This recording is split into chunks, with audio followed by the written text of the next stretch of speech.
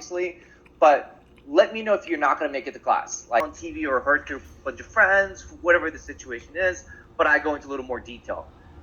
This class also hits you with a reality check, and I'll get into what that reality check is. Reality check in a sense of like how hard it is to get to certain places, and also how difficult financially it is throughout the process of legal services. So I think I kind of asked this question before. Now there's only 4 of you here, so I can probably get a better sense here. Who in here is interested in going to law school?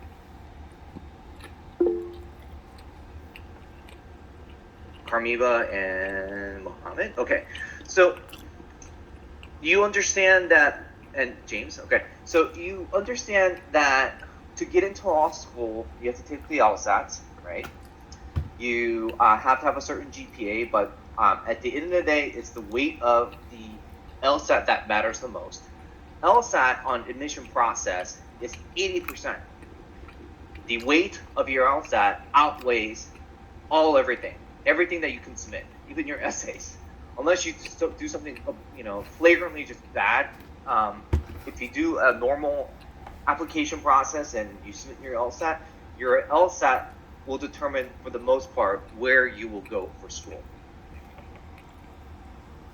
Yes, James, is a large law firm. Second type is a mid-sized law firm. And third type is a small law firm.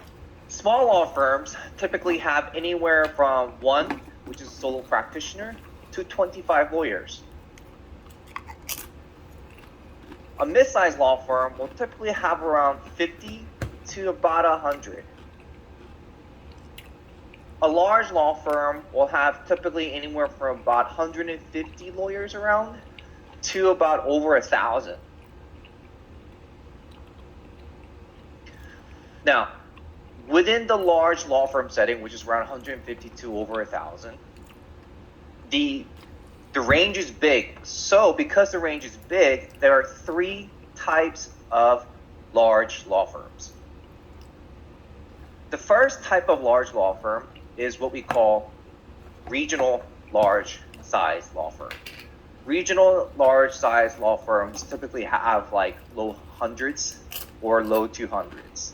That's typically such as, and I'm going to name these off, whether you write it down, it's fine, but just to give you as an example, a regional large law firm, for example, is Hall, Booth, and Smith in the Atlanta area.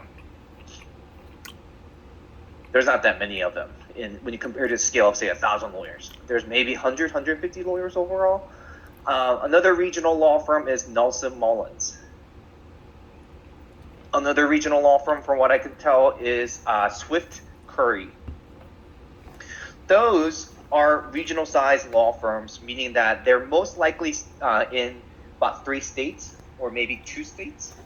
Sometimes even if they're in more states than 2 or 3, the other offices are small, maybe like 5 lawyers there or 10 lawyers there, and then 5 lawyers in another state and 10 lawyers there, and just kind of spread across.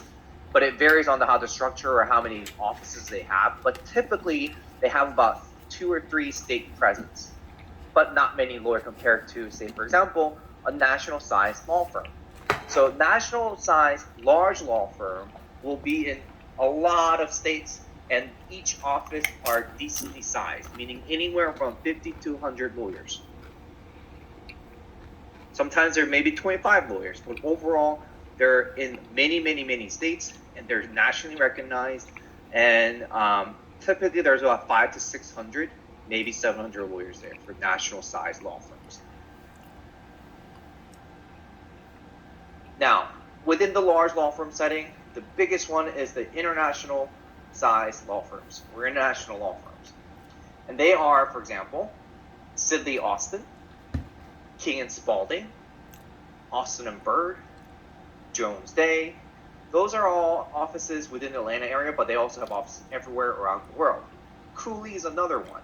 They have offices in here, they have offices there, but also presence in other international presence. So like UK, China, like Korea, Japan, Australia, France, like just other countries. Typically, those size law firms are about over 1,000 lawyers. Their revenue, because at the end of the day, these law firms are companies. They are hitting around $1 billion or multi-billion dollars. To give you an example of a national size law firm, besides the international I just gave you, national size law firms will hit a couple of $100 million, or maybe $100 million, but they're not big, but still it's national size, so they're big enough for other, states to know.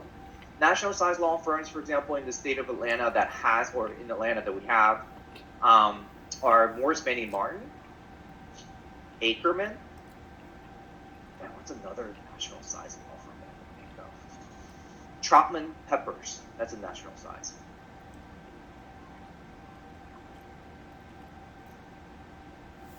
Now, I've kind of got into the topics of large law firms just to kind of set the tone there, right? In national size law firm versus, say, international size law firms and also the regional large size law firms. We talked about how the sizes differ on the amount of people that work there as far as lawyers go.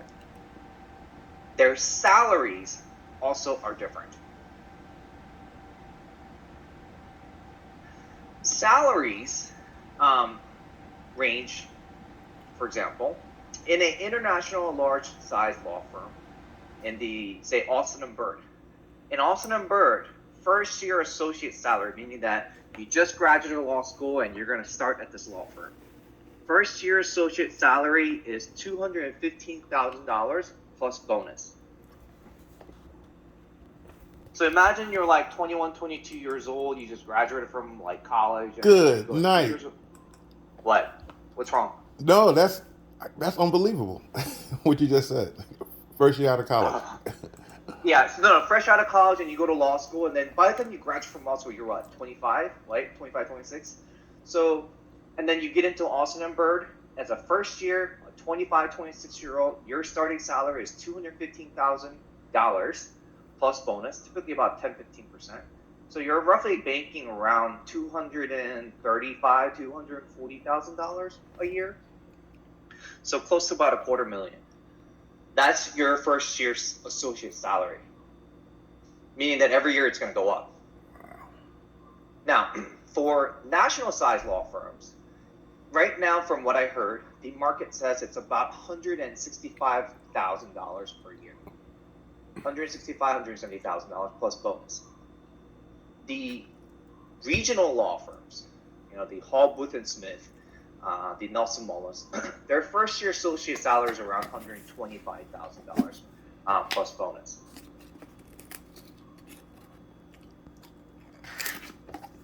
The amount of hours they work, billable hours, what we call it, ranges anywhere from 40 to 80 hours.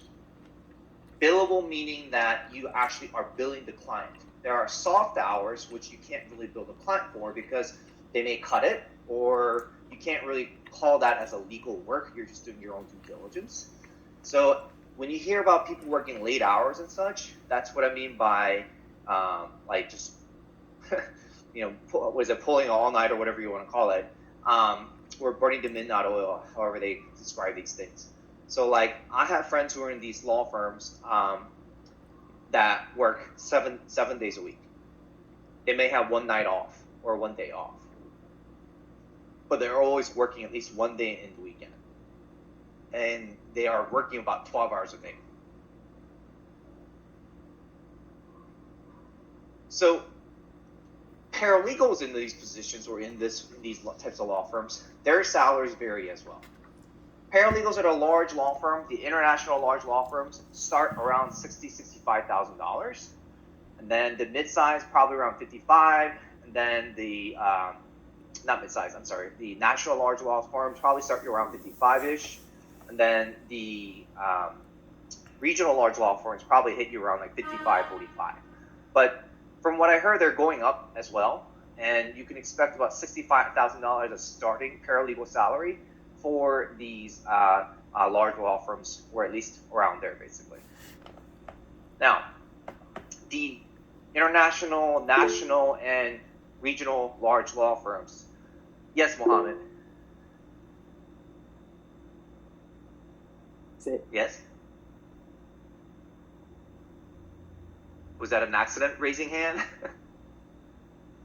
You're about to address it. I was going to ask you what the international paralegals make. So the international large law firms paralegals make around $65,000-$70,000 plus bonus.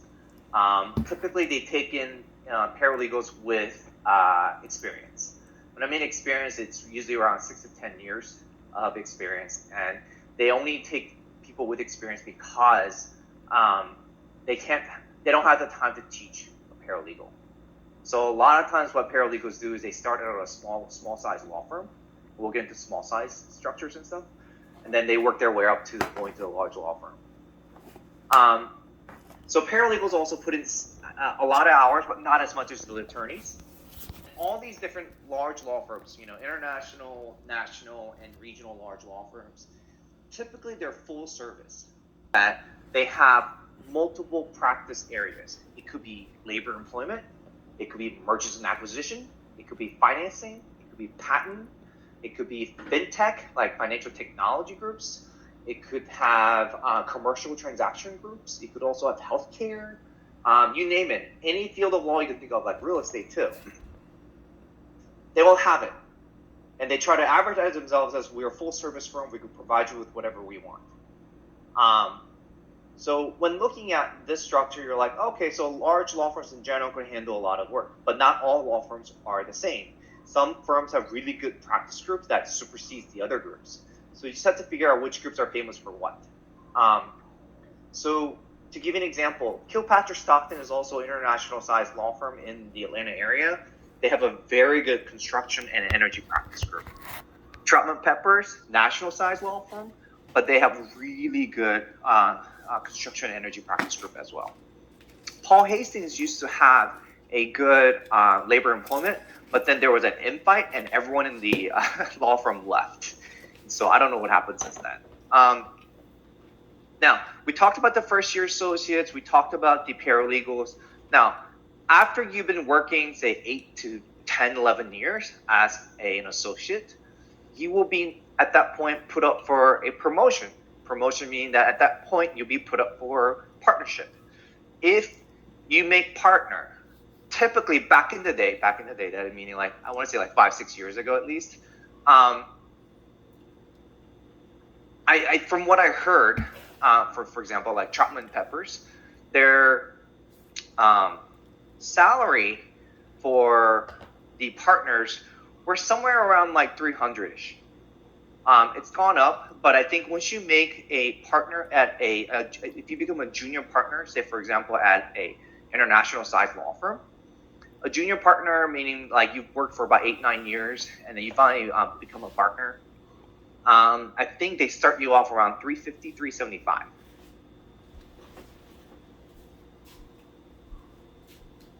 And then with bonus. And then another level is equity partnership.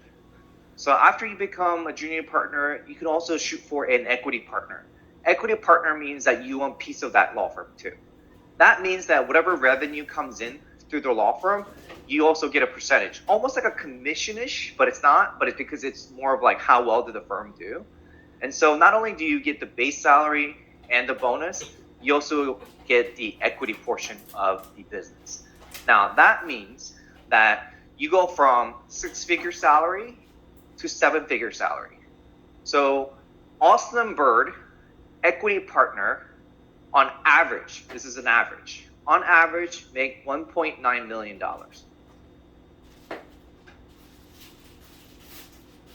There are people who make obviously more than 1.9 and people who still make less than 1.9, but however, they all make 7 figures.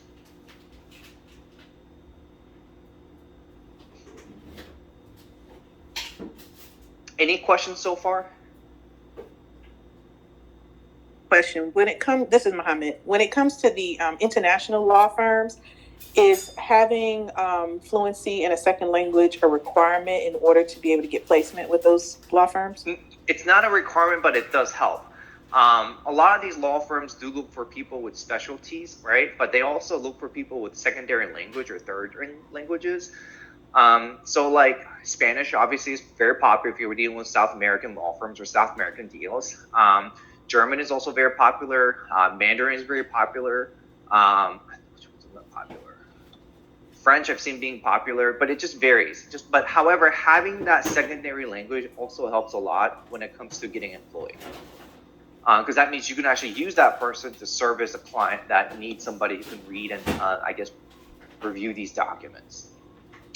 I hope that answers your question, right? Yeah. Okay. So from there, after being an equity and such, there's another type of partner that sits in a large law firm, and this could be, again, in a national, regional, or international size law firms. In large law firms, they're what we call managing partners. Managing partners is exactly what it sounds like. They're the ones that one person in each office. So remember I told you they're located, in multiple offices throughout the country and such.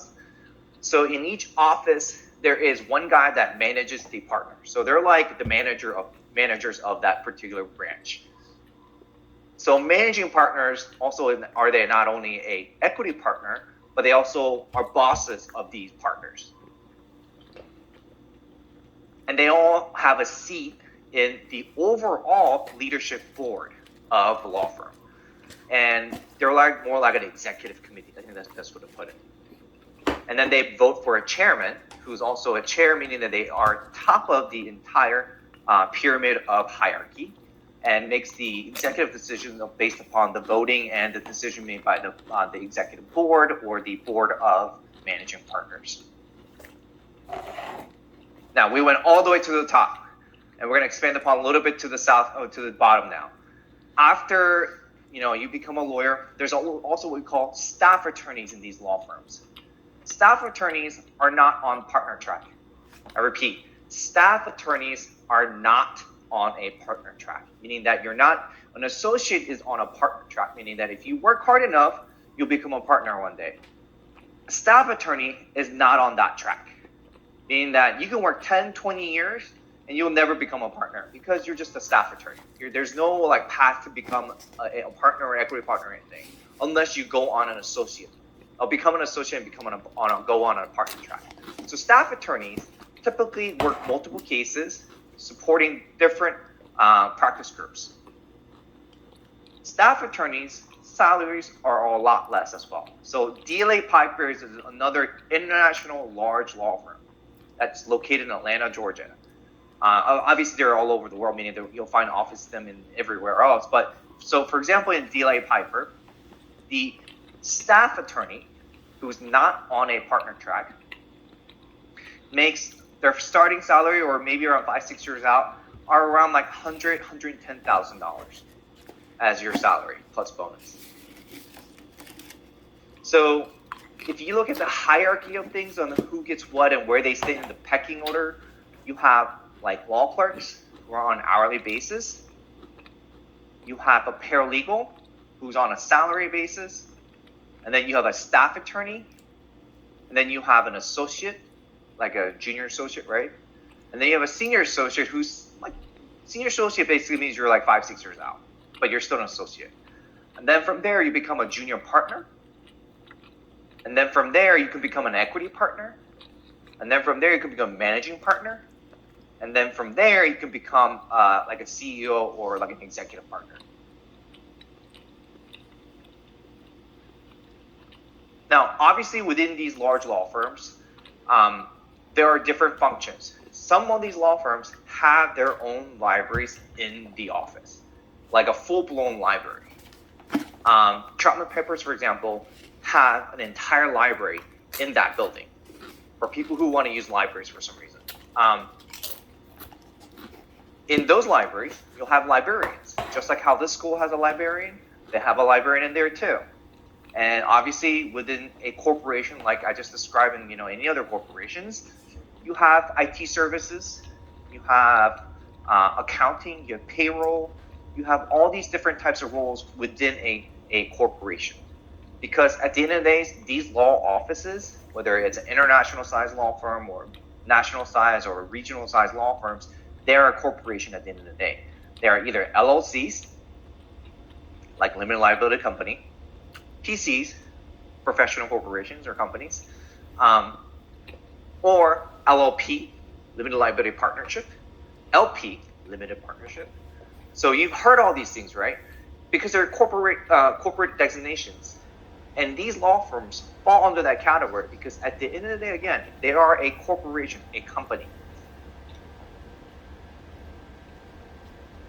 Any questions about the large law firm setup and people who are involved in there? So on in politics, let's say at Washington D.C., are they specialized? Those law firms dealing with the political on the federal level. Yes, there are lobbying groups. There are also white collar crime law firms. There are also constitutional lawyers. There's a lot of different types of lawyers too. So to give you an example, some do get into, say, I don't know, the Attorney General's office. Merrick Garland, he was a judge before he became an attorney, a U.S. attorney like that. B.J. Pak is another one. He practiced white collar crime before he went into the AUSA office for the Northern District of Georgia. He was appointed by Trump here, and then he resigned because Trump tried to say there's a fraud. So everyone has some sort of a specialty which allows them not only practice, political, political like type affairs, but at the same time they have specialties in white collar or lobbying or constitutional, whatever it is. They have those expertise that allows them to practice whatever they can to be in DC and assist those politicians.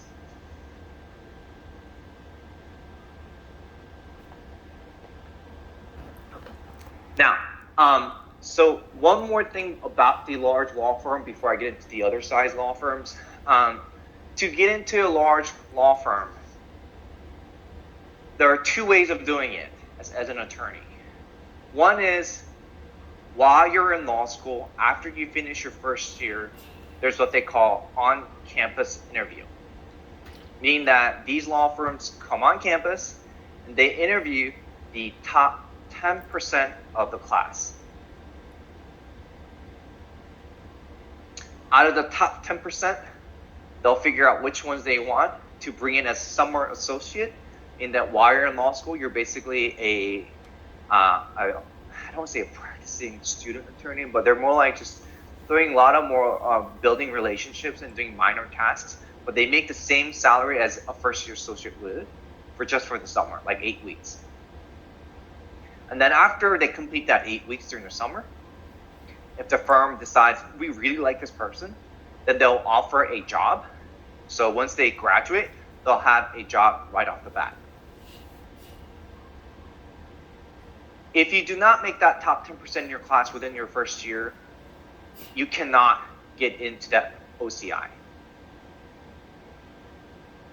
Another way to get into a large law firm is a lateral move. Say you've been working at a mid-sized law firm for years, and then you decide I'm going to lateral, meaning you're going to make a move to that large law firm size. So say you've been working as, XYZ lawyer for, say, 8 years or 5 years, and then you decide to apply for an associate job in the large law firm.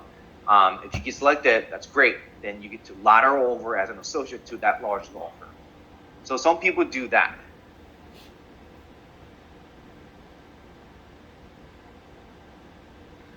So the reality is that if you want to go get into a large law firm, the path to that type of lifestyle, working, unbalanced, work-life balance, and but the money and all that sort, you have to qualify, meaning you have to achieve that top 10% ranking in the class.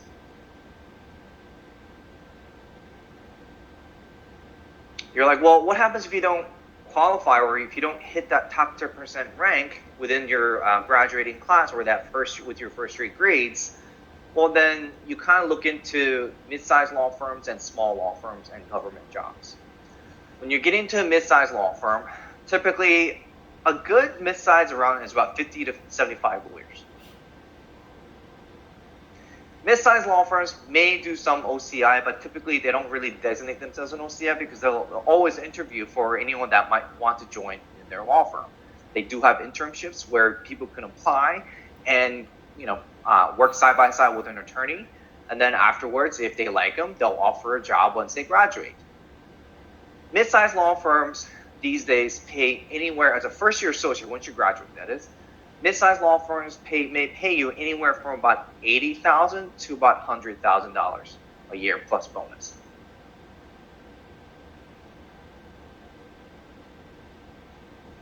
In a similar structure of a large law firm, they do have office administrators, they have payroll, they may have accounting, they may have marketing groups, but the actual count of lawyers is anywhere from 50 to 75-ish. The size of the law firm is dictated by the amount of lawyers you have. You can have all these support staff, but at the end of the day, it's the size of the lawyers or amount of lawyers that you have that dictate your designation. In the mid-sized law firm range, you may have multiple areas of law that the lawyers may practice.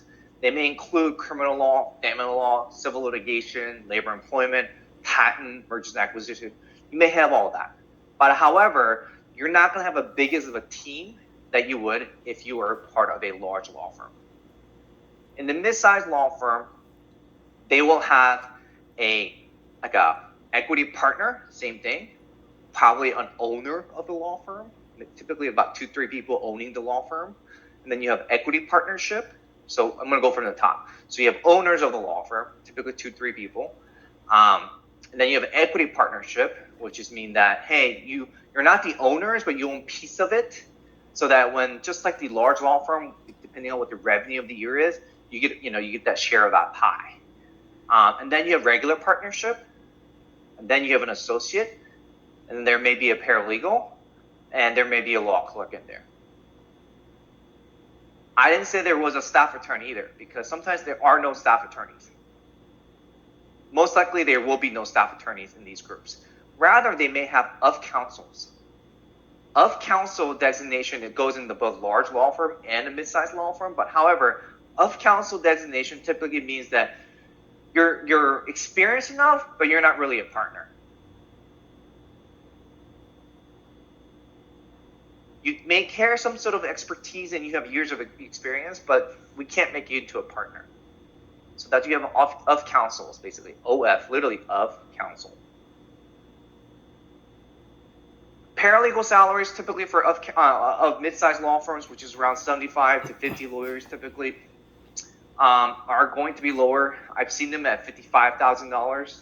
High ones would be 60, but typically they're about $50,000. And they are willing to hire entry-level paralegals in the mid-sized groups.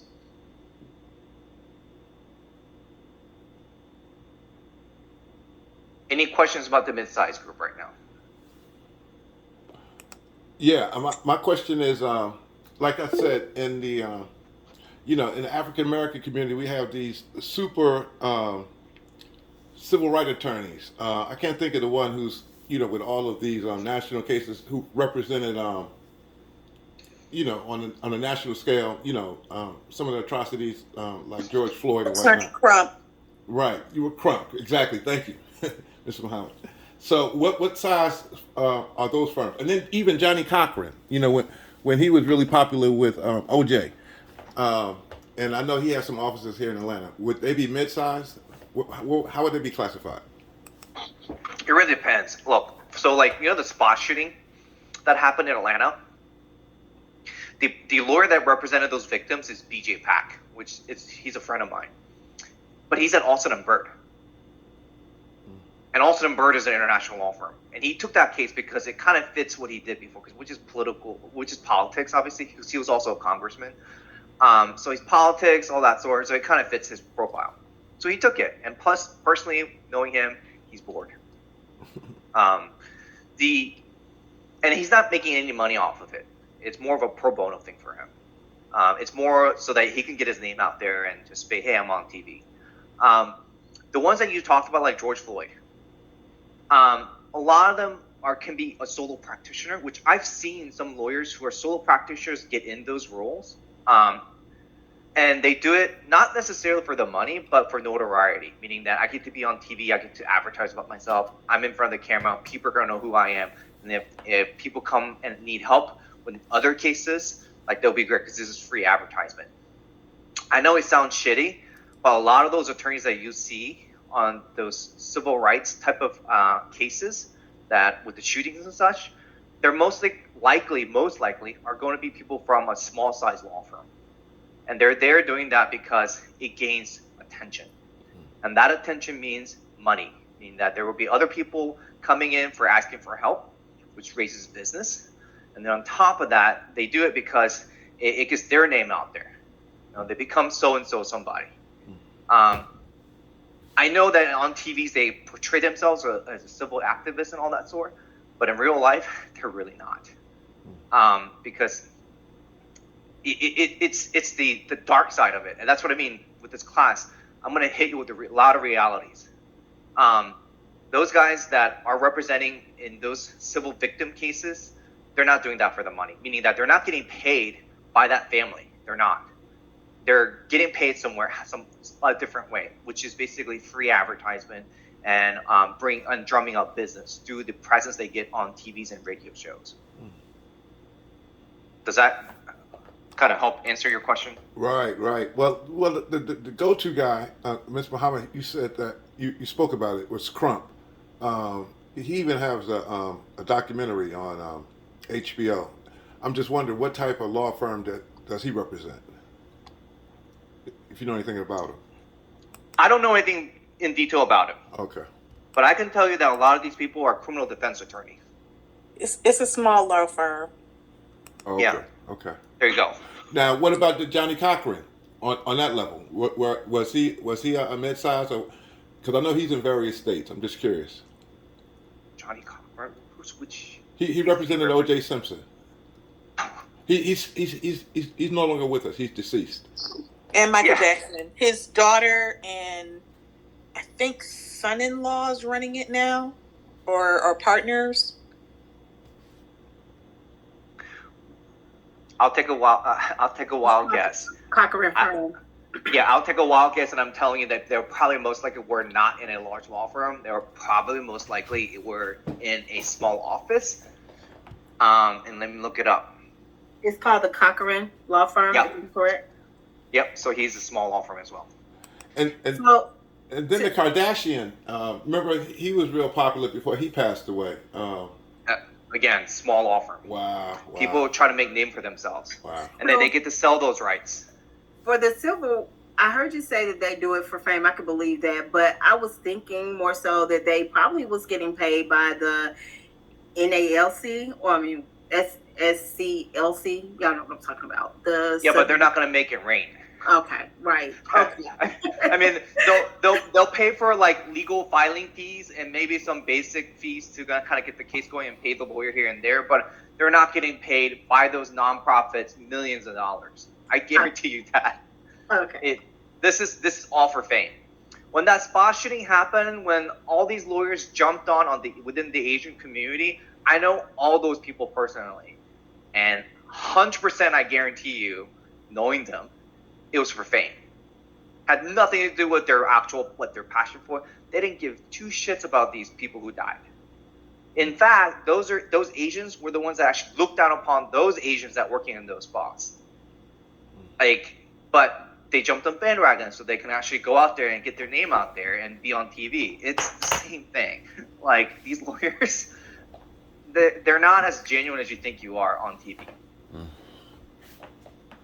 So, getting into, say, small size law firms. Small size law firms, it's a wild, wild west. Small size law firm, say anywhere from 15 and under, or maybe 20 and under, whatever the numbers are, but it's a small size. You could have a sole practitioner, meaning one lawyer. You could have 5 attorneys. You could have 10 attorneys, or maybe you'll have 15 attorneys. Those small law firms do not pay that well. So as an associate that you get a job, you're like, hey, I got into a law firm, small size law firm.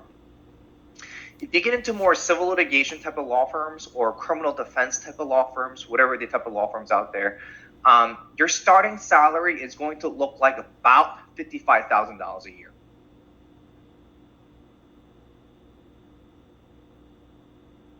Paralegals will get paid a lot less, obviously.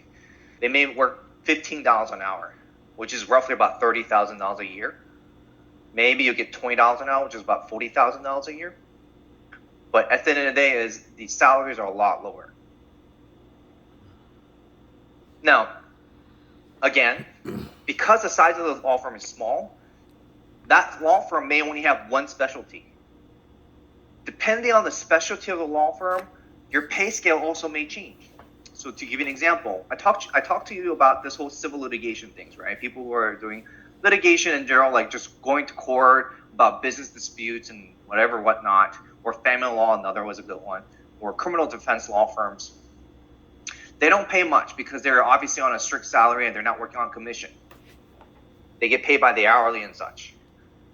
The law firm practice, which they get paid based on commission, meaning that something settles and you get a portion of that. I'm aware of two that actually pays a lot. One is labor employment plaintiff litigation. Second is personal injury. One call, that's all. Yeah, one Like call, in that's law all. Yeah. associations, whatever. Or I don't know. There's a bunch out there.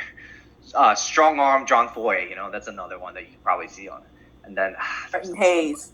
yeah, all those guys, small size law firms, but they're personal injury attorneys. They work off on commission. So it's called feast or famine mode. You may not get paid and may not have any income for like 6 months.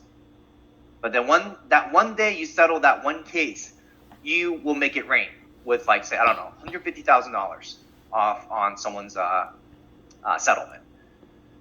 The pay structure typically, you start off with some sort of a salary, I don't know, like $55,000 or something for that first year. And then for Mottling Associates and like Morgan & Morgan, they start you off at $100,000 salary. On that first year, that's what you get paid. But after beyond that, you're 100% commission.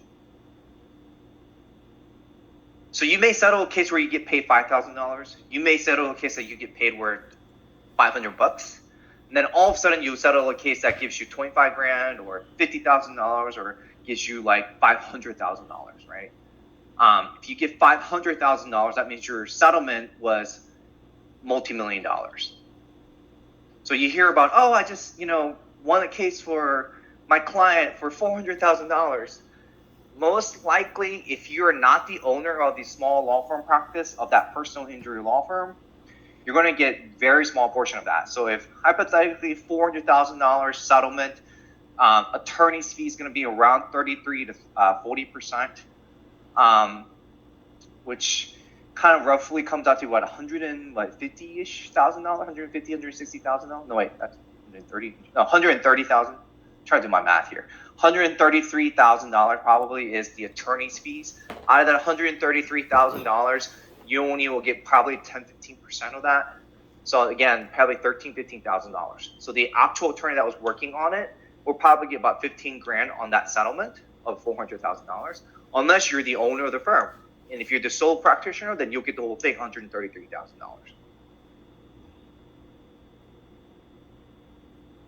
Paralegals in the structure of the small law firm may get paid, like I said, $20. But personal injury law firms, because the pay structure is different, because the attorneys have the potential to make a lot more money, paralegals can get paid more there as well.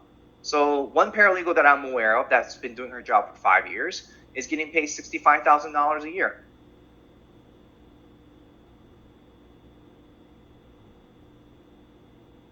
Now, personal injury is a special case of type of law firm where, in my opinion, it's not that hard to do.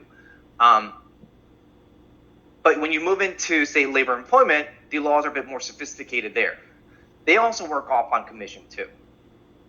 It may be a mix. It could be a salary plus commission, but overall there is a commission portion to that. So you may have a labor employment plaintiff litigation law firm where each attorney may make a lot more money. meaning that six-figure salaries, right? Or six-figure commissions there.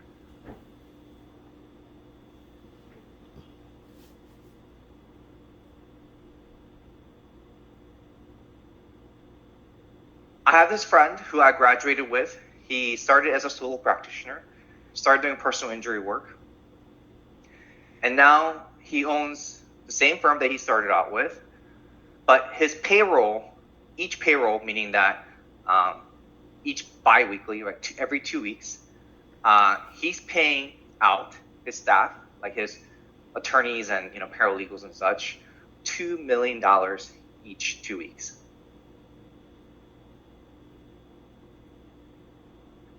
So he became wildly successful after he graduated from law school, started as a solo practitioner, and now he's basically running a multi-million-dollar firm. And this is a small firm, correct? Yeah, And is it personal injury or is it he's personal injury. wow. Not everyone makes it like that, by the way. I have people who are solos and remaining solos like that and not doing well. Yes, Mohammed. Now, when it comes to law firms that work like in concert with like NGOs and they bring cases before like maybe the international courts and stuff like that, are those large international law firms, or are they law or attorneys, individual attorneys that work for the NGOs? Like, how does that work? It really depends. It really does. I mean, there are nonprofit organizations with lawyers on staff that may deal with that, and they work often based on the funds they raise. And there are people who are from a large law firm setting who are part of that because somebody is supporting the finances for it.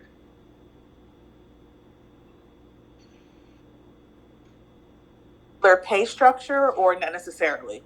As I mean, there national law firms. Yeah, I mean, if they're from a large law firm, or especially an international large law firm, obviously they're going to be salaried and such. But if they're coming from an NGO, they're going to be salaried in a different way, and it's going to be a lot lower. So, like, there are a lot of nonprofits, even local nonprofits, which they service like the underserving community parts, and they are on a salary, but they don't get paid as much. But their funds come from money the organization raises every year.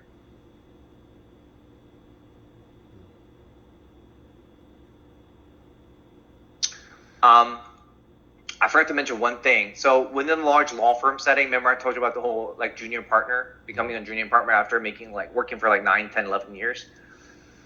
To become a partner, about 10% of those people become partners. 10%. So 10% from law school to get into large law firm, and then putting in like 80 hours a week, meaning like literally working every day for like 12 hours a day, doing that for about a decade, close to a decade. Out of that, only 10% will make partner.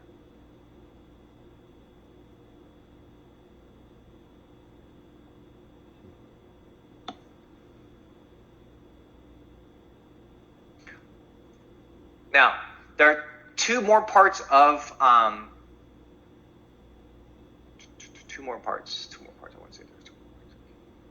There are two more parts of type of legal industry or groups that I didn't talk about. We just talked about a lot of law firm stuff. The other two routes or two types of industry or group one is the government practice, right? Government meaning prosecutors, ADAs, judges, those type of people that you probably see on TV or hear about or deal with. The judges, for example, like the Supreme Court judge or the appeals court judges, and you have the magistrate court judges, or different like types of court judges, probate court judges. Depending on what their judge status is, their salary also differs, and how they get to that point also differs. In one type of judge, for example, they'll get elected. Another type of judge, they'll get appointed. And another judge, you just basically apply for a job and you get it. So there are three types of way to become a judge. One is appointment. Second is election. The other one is you apply for it. The ones you apply for, they don't make much money. They're the ones that you see in traffic court. The ones that get appointed are the highest level of court. like your federal level or your Supreme Court level. Those are appointments. Elected judges. There are a lot of state elected judges, like these Georgia State Supreme Court or Georgia State Appeals Court. Those are elected positions. Magistrate Court judges. Those are elected positions. Superior Court judges. Those are elected positions. Also, some are appointed. But overall, those particular judges, they'll get paid more, meaning that in their six figures, it can range from $100,000 to $200,000, whatever the amount is, depending on which level of judgeship you have. The ones that you apply for, we become part-time judges, like the traffic court judges, right? You probably see them at Doraville, whatever, Chambly Tucker, or you'll see them at College Park judge, or like Norcross, like city judges. Those are part-time judges, and they probably get paid maybe by the hour because it's part-time, and it's not a lot of money. They do it for more of a notoriety thing, saying, "Hey, I'm a judge." The ADAs, the solicitors, the guys that you negotiate traffic, tickets with, they make about $45,000 or $50,000 a year. Typically, a lot of people go for those government jobs because they couldn't find a job. Because if you had a choice of going to a large law firm and making $215,000 a year plus bonus, would you choose to work at a government making $50,000 a year? So the pecking order, typically people try to get into private sector first. If they cannot get into a private sector, they typically go for the government jobs. Once you're in the government job, you can become career government employee and do other things. That's fine. But the government structure or the pay structure is very low. So people a lot of times try to get out of it. Only ones that stick around is because they want to get stay there for 10 years and get a loan deferment or forbearance, whatever you want to call it. Like, how the government waives your student loans. If you stay in the federal or state or local government job for 10 years, you have that opportunity to get that waived. There are also agencies and state agency jobs, like for example, like Secretary of State office has securities division, they have elections division. They have attorneys in there. They're like staff attorneys, basically. They're typically getting paid around $55,000 to $75,000, $80,000, I think, depending on your level of experience and such. Again, there are career lawyers out there, but a lot of times they do stay there and then they make it into a private sector because not everyone wants to stay in that sector, basically. They want to get into more of a lucrative private sector jobs. Paralegal positions, when you look at an attorney position and their salary, paralegal positions will never obviously surpass an attorney's position in that particular same employer setting. So if you look at a $55,000 job for an attorney, your paralegal position will probably pay about $30,000. So typically it's in ratio of like how much an attorney makes. It's going to be like a lot lower, obviously, for the paralegals, and you kind of guesstimate how much they're making. And lastly, the last sector is my sector. My sector is private sector, but it's more corporate, meaning companies. Companies have their own legal departments, just like when you hear about these name brand companies like Teslas and such, they all have legal departments. Like accounting, right? Accounting exists in large corporations. Human resources exist in large corporations. Those are all typically companies with different department functions, and legal is part of it.